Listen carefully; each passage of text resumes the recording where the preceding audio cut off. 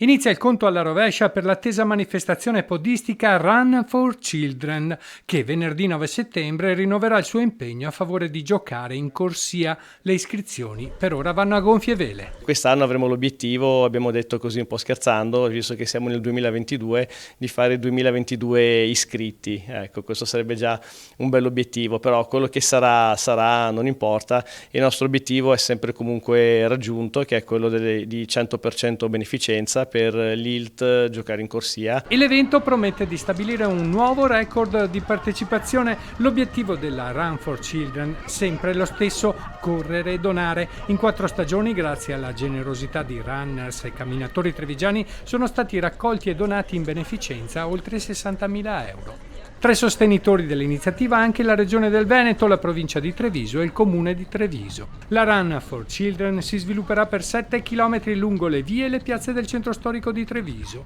La partenza e l'arrivo saranno sulle mura all'altezza del bastione San Marco.